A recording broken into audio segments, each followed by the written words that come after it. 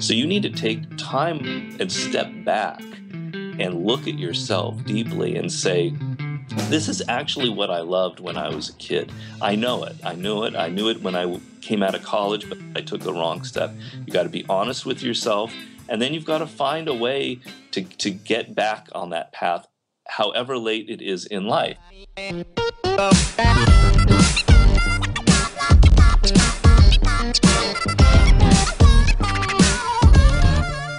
Welcome to The Portfolio Life with Jeff Goines. This is the podcast that helps you to pursue work that matters, make a difference with your art, and discover your true voice. I'm your host, Jared Easley. Jeff has another great interview for us today. He speaks with Robert Greene. Robert is a New York Times bestselling author and has written great books such as Mastery, The 48 Laws of Power, and The Art of Seduction. That interview is next. But first, this episode is brought to you by TribeWriters.com. TribeWriters.com is an online writing course that helps writers discover their voice and build a platform that gets them published. You can receive a free lesson by going to TribeWriters.com. And now, Jeff Goines.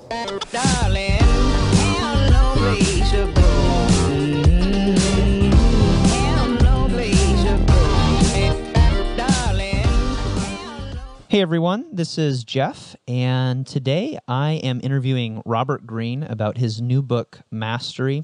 Robert is the international best-selling author of several books, including 48 Laws of Power and The Art of Seduction, and today we're going to talk about Robert's new book, Mastery. Hey Robert, thanks for doing this with me. Thanks for having me, Jeff. My pleasure.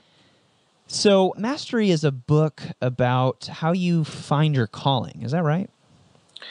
Well, it's a book about not just being good at what you do, but being great. It's sort of I call it the ultimate form of power, the highest level of intelligence we can reach. And it's generally the fruit of a lot of practice and diligence and persistence. It's not the fact that you're born a genius or that you have a larger brain. It's the level of dedication and persistence and patience. But at the root of all that is what you correctly note is knowing what your life's what I call your life's task is choosing a career path that meshes with your deepest interests in life, what sparks your deepest levels of curiosity. And if you do manage to follow a path like that, then you're naturally going to be more patient. You're naturally going to be more persistent. You'll know how to deal with all of the crap that people throw at you. So that's really the key to the whole game. Yeah. Yeah, I love that. I heard an interview that you did, I think with Copyblogger, maybe, close to 6 or 8 months ago. And I was really challenged by it because you talked about your calling as a writer, the season of life that you're in where you're really trying to be as great at your craft as you can possibly be. And that was really challenging to me. Can you talk a little bit about how you became a writer, which I know is kind of an interesting story in terms of how you got published and how 48 Laws of Power became this crazy runaway success. But can you just talk about the process of you becoming a writer and where you're at in that season of your own craft?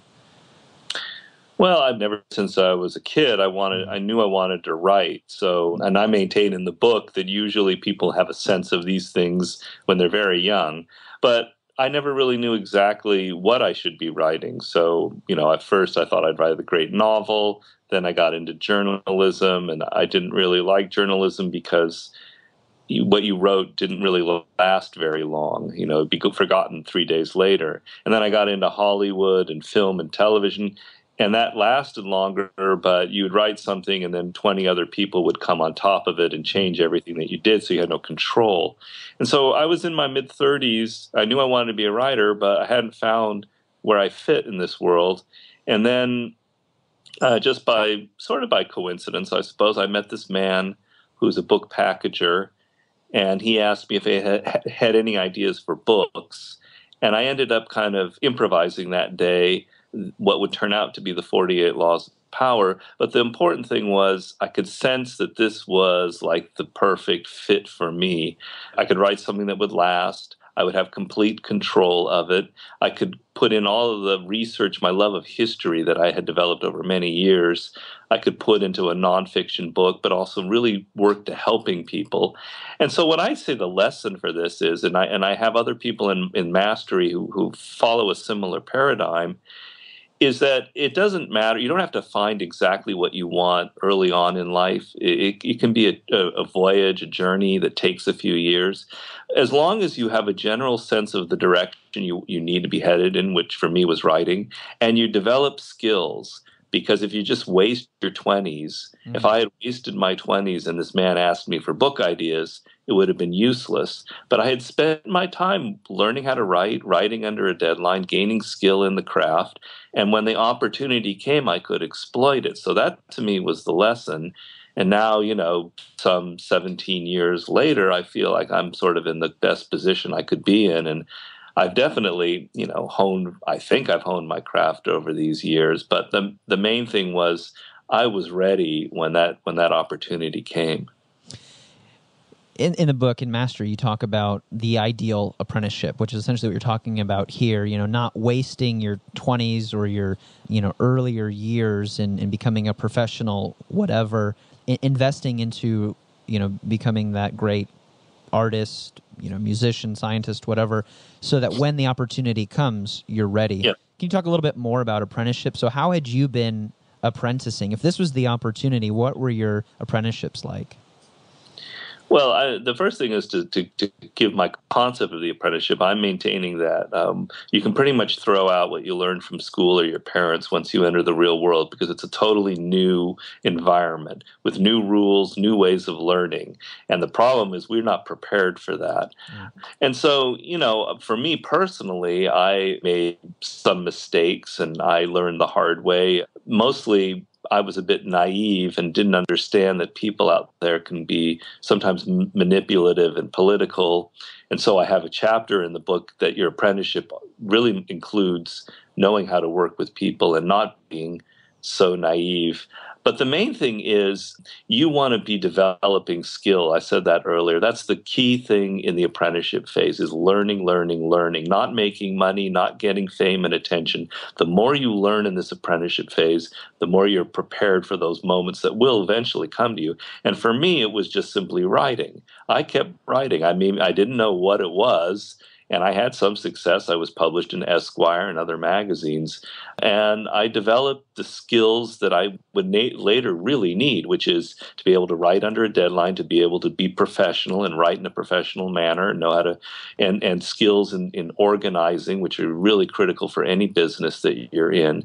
So, I might have, from my parents' perspective, it looked like I was lost and they were ready to give up on me. But really, in truth, I was developing all the things that would later be very important for writing a big book.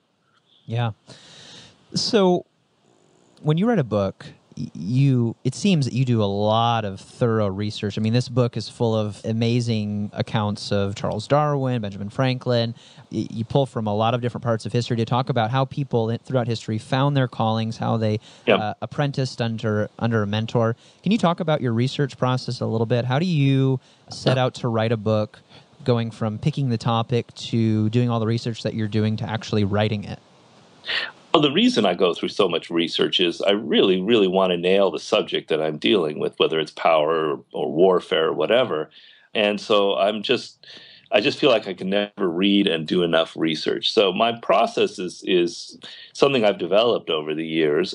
For this book, I read everything you could read about the neuroscience of how the brain learns, about how we become creative. And then I read biographies of all of the greatest masters that I consider worth reading: Da Vinci, Charles Darwin, Einstein, Henry Ford, you name it. And then I interviewed 9 contemporary masters so that it wouldn't just feel like this is a historical book. I wanted to give it a modern context. So I interviewed 9 people in different fields: the architect Santiago Calatrava, the boxing trainer Freddie Roach, the U.S. Air Force pilot ace, Cesar Rodriguez. And the main thing was the organization of this vast amount of material, because most often people can get kind of submerged by their own material. So I'm an organization freak. I put everything, all my ideas, all my research onto note cards organized thematically. And before I've ever written a page, I have shoeboxes full of these elaborate notes. And so I have all my research really tightly organized, and then I can explore. I've got everything I wanted to know about Da Vinci there on my cards. I look at them, and now I can write with heavy research and really feeling like I know the person deep down inside.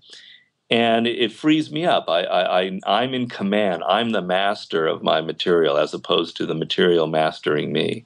Yeah, that's really interesting because you cover this in the book. You know, each chapter has like this reversal where maybe you kind of go against the grain in terms of what is sort of the commonly held knowledge about the topic that you're discussing. And at one point in the book, you talk about the stereotype, especially the artist stereotype. So talking about Mozart, where, you know, or Coltrane, talking about this idea that some of history's greatest artists were crazy or drug addicts when they were creating their life's best work. And you're talking about something that I think a lot of artists and writers and creatives struggle with, which is this idea of organization. In the book, you say that it's actually the opposite, that people don't create their best work when they're hooked on heroin. They don't create their best work when they're going crazy.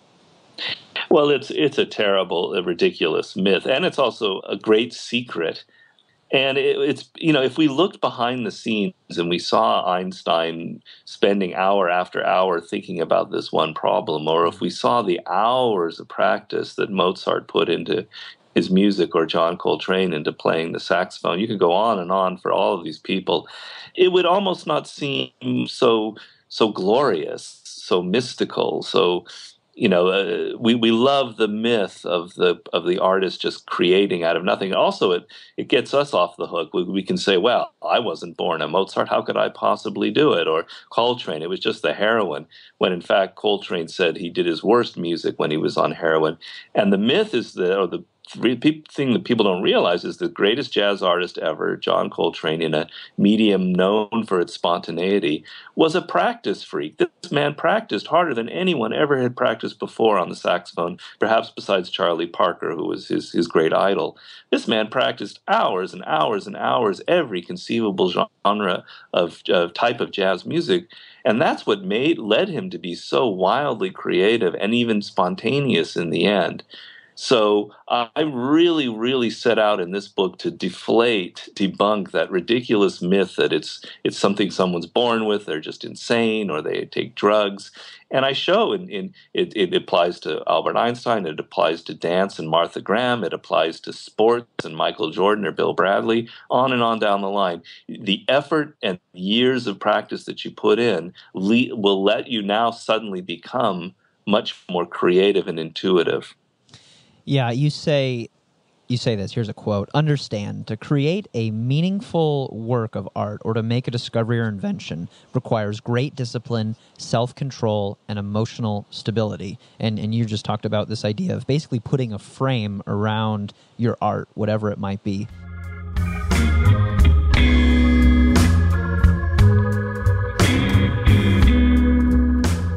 Can we personalize this for a second? Are you somebody who has always had a penchant for organization, or is this more of a discipline for you? Well, I'm kind of schizo a little bit. I mean, on the one hand, I sometimes find it hard to organize the simple things about me, but for some reason, when it comes to research or a book or something creative, I actually really enjoy the structure part. And I think I make this point, I made it in my war book and in this book, that you got to get over this idea that somehow the structure of a project or how you organize the people that you manage is boring. Actually, structure and organization is incredibly sexy, and that's where anything great is built. I show in my war book that Napoleon Bonaparte's genius was organizational. He knew how to organize the greatest army that ever existed on the planet up to that time. And it's actually quite fun to be structuring a book like it's a building or you know, like a piece of architecture. I put a lot of energy and pleasure into it. There's some tedious stuff, a lot of tedious stuff, but it pays off when you start slowly shaping the book. And, you know, a lot of things fail in life, and this could be a business, a book, or a film, because people run out of energy. They start off with a great idea. It seems wonderful. Other people love it. But they fail to do the hard work and to organize and to structure their thoughts and get all the way to the end with that same energy. So I make the point that being organized frees you up and allows you to get to that finish point with, as much energy and desire as you had in the beginning. So what if somebody isn't like you? They didn't know from a very early age that they wanted to write. I meet a lot of people who are in their 20s and even 30s saying, I don't know what I want to do with my life. How do they find the one thing, the one craft that they can discipline themselves in so that they can start moving towards mastery? And I know lots of people are sort of jacks of all trades. Would you encourage them to just pick something? I mean, how do they navigate those waters? Well, I'm maintaining that you do know it. It's that there is something in there. Everybody's born unique genetically. Your brain is wired different than anybody else. And when you were a kid, it meant you were drawn to certain subjects. For me, it would have been history and writing and literature. Others, it's going to be sports or games of strategy and competitiveness. I maintain great athletes, it's not just maybe basketball that interests them, but it's winning. It's the competitive angle that a Napoleon or a Michael Jordan has. For others, it could be music or math. When you were a kid, it was there, and you know it, and you felt it. It was before your parents infected you with, no, you've got to go to law school or go to medical school. And it's before your peers started infecting you with, this is a cool job, this is where you want to go. And before you started thinking about money, it was there. And so my book is about I show you how you can get back in touch with that. Also, in life, as you get in through your 20s, you discover things that you don't like, which is a very important lesson. I talk in there about Paul Graham, for instance, the great Silicon Valley entrepreneur, one of the masters I interviewed. He learned getting his PhD in computers engineering at Harvard that he hated academia. He would never go into anything bureaucratic. Seeing the negative side of what you don't want can be very helpful. And also, when you get online or you read a newspaper, there's a subject that your eyes are drawn to that makes you just so curious you want to learn. Those are the signs of something inside of you. And the main thing you want to do is you don't want to give up what you've been doing for the past 10 years and suddenly say, no, I'm going to be a rock star. That's what I was meant to be. You've got to build on what you've been doing already. You've got to take the skills that you've been acquiring and maybe something that wasn't suited to you and find a way to adapt them and find your way towards a path that's more in alignment with this life's task. So, for example, I met a woman who interviewed me, actually. She had gone to law school. And she became a lawyer and she hated it. And she really had wanted to become a writer. And so finally she got the guts to quit law and write about legal issues. And that was the best thing she could have done. Instead of trying to write a novel, she now wrote journalism about legal issues. Then she was able to start writing about other things. Now she's writing a novel that is a courtroom novel. Those are the kind of small steps you take towards moving in the direction of what I call your life's task. So what sort of distractions will we encounter, as we're heading towards our life's task? So you talked about your parents or, even just the world kind of giving you these ideas of what it means to succeed in life. Yeah. What challenges do we face in really finding that task?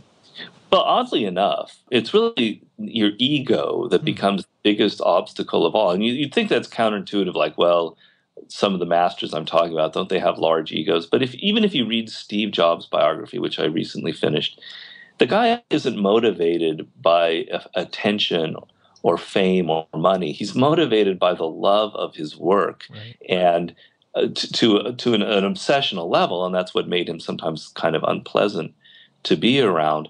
So the biggest obstacle you face when you enter the work world is you think the game is about getting attention, being liked, having other people pay attention to you, making money.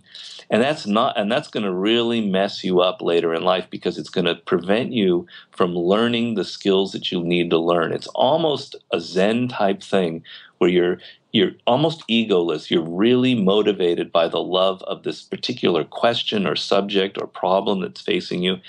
And it might sound cliche, it might sound touchy-feely or something, but I swear to you, all of the masters I interviewed, all the people I researched, they all share that quality.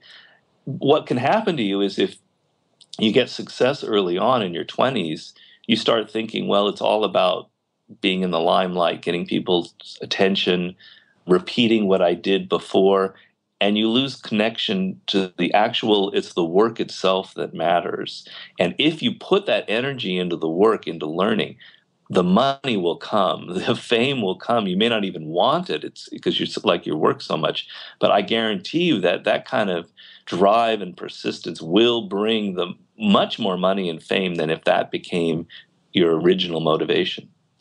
Is this what you're talking about there's a story about Bobby Fischer in the book where you talk about this heightened awareness, where all of these masters had this moment where they just saw the world differently. Is this what you're talking about, where they just begin to focus more on the work than the fame or the accolades or money?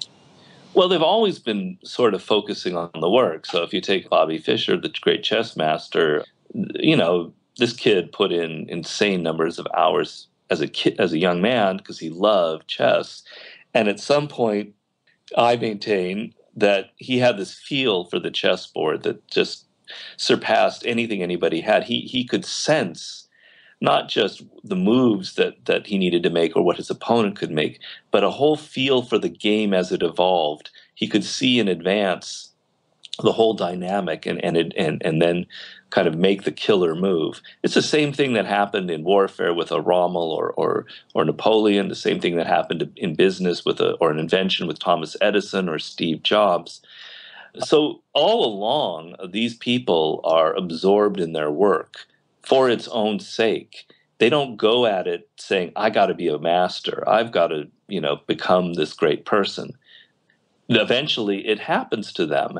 And so, I talk in the book about Yoki Matsuoka, this amazing woman, engineer, robotics engineer genius. She's a contemporary figure.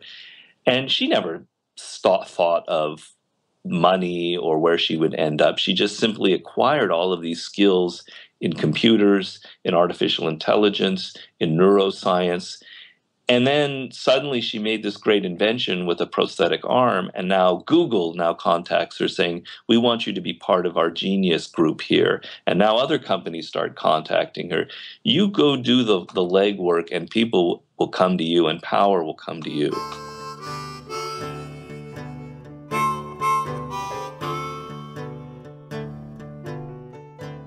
So let's close with this as our last discussion topic.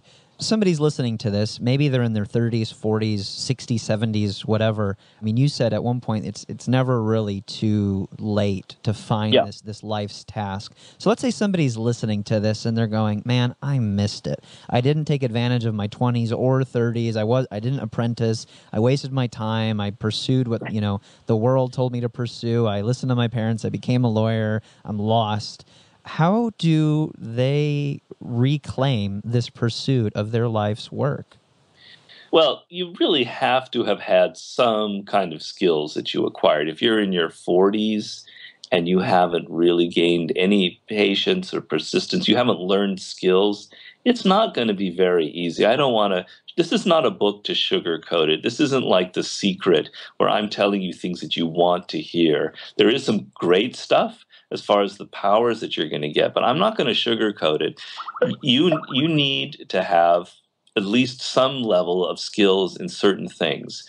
Number one, just to develop the habits that you need in order to get your life back on track.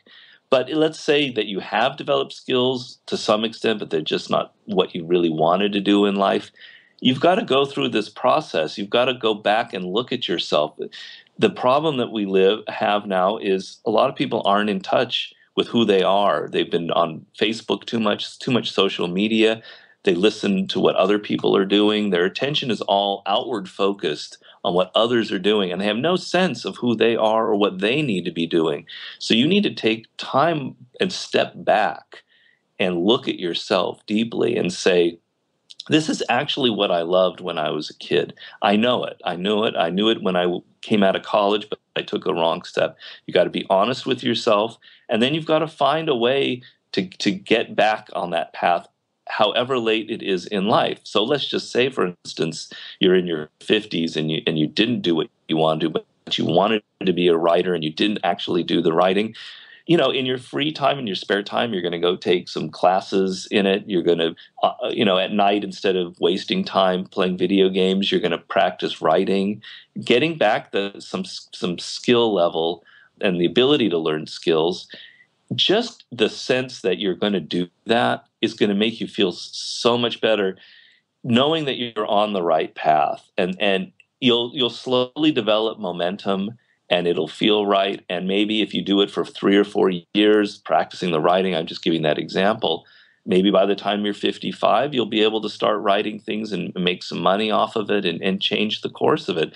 It's not a big dramatic change. It's small, realistic steps in the right direction and a realistic reassessment of who you are and where you want to go. The book is called Mastery. The author is Robert Greene. Robert, how can people find out more about you and about Mastery? Well, there's my website, powerseductionandwar.com. The "and" is spelled out, so powerseductionandwar.com. Got a blog there. I also have a link to my new Mastery website, which will tell you all about the new book. That pretty much covers it. Thanks so much for your time, Robert. It was a pleasure talking with you. Thank you so much for having me, Jeff. My pleasure.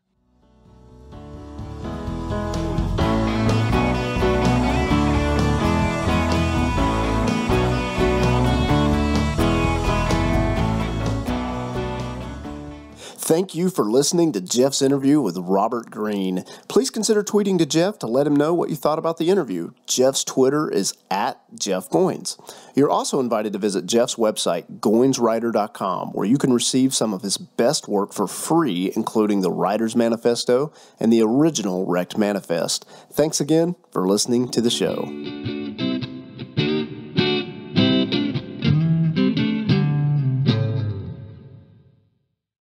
If I had wasted my 20s and this man asked me for book ideas, it would have been useless. But I had spent my time learning how to write, writing under a deadline, gaining skill in the craft.